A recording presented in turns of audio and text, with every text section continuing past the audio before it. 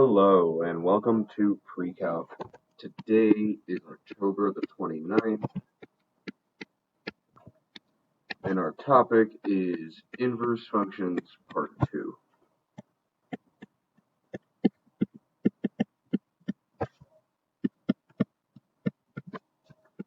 Great.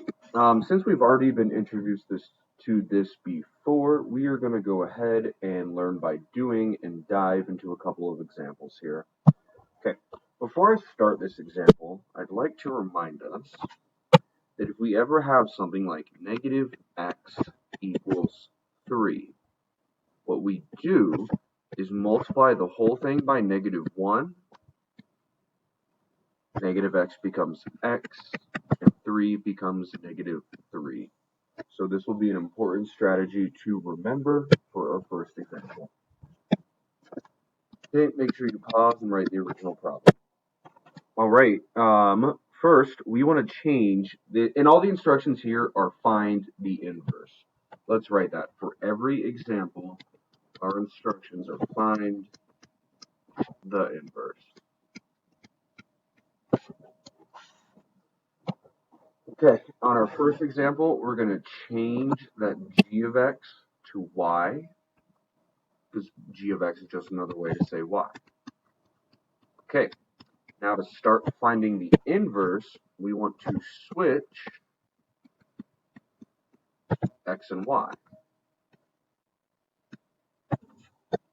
So it's x equals -4y plus 1. Okay, and now we want to solve for y. Okay, I'm going to take away 1, x minus 1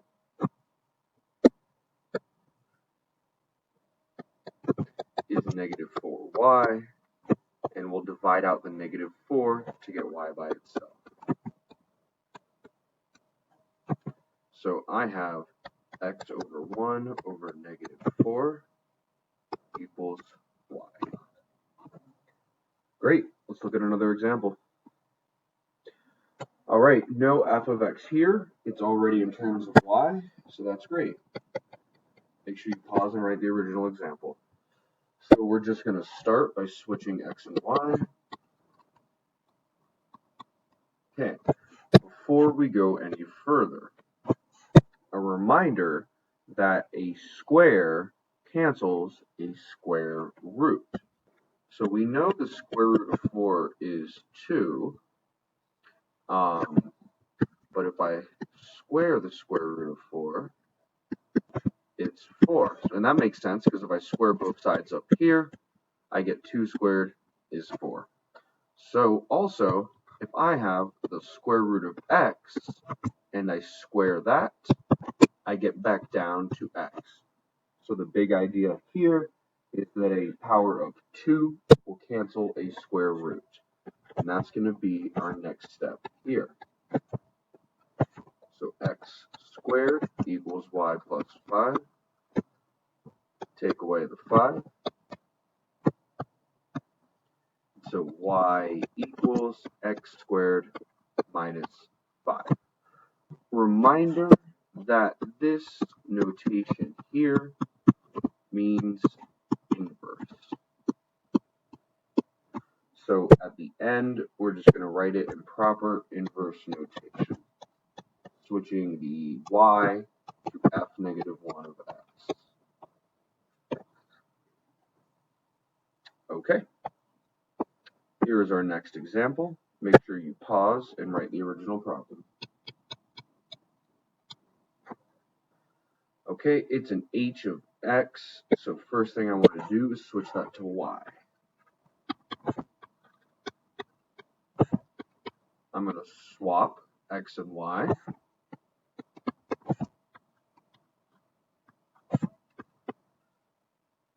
Okay, now, before we go any further, a reminder that if we have x cubed and we want to get down to x, I'm just going to take the cube root.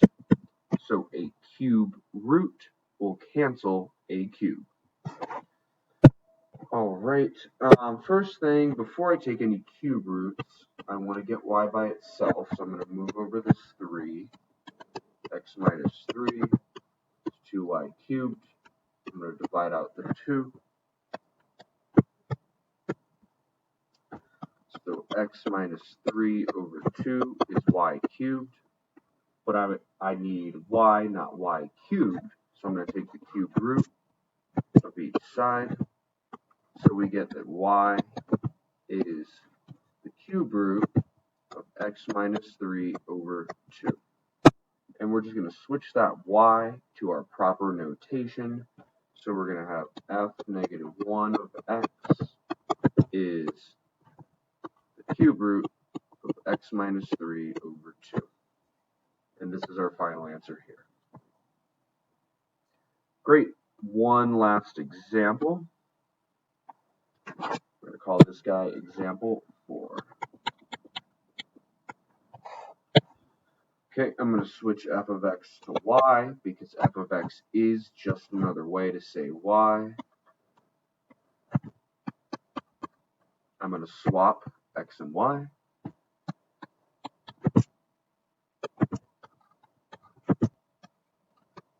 Okay.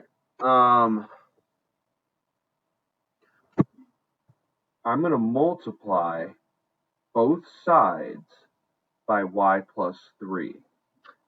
Now, a simpler example, if I had like 1 over x equals 2, and I want to know what x is, I would multiply both sides by x. And these would cancel, and then out of 1 equals 2x, divide the 2, and x would be 1/2.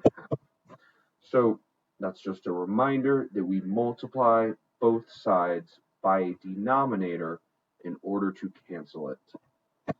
So I'm back here. I'm going to multiply both sides by y plus 3. I'm going to cancel here.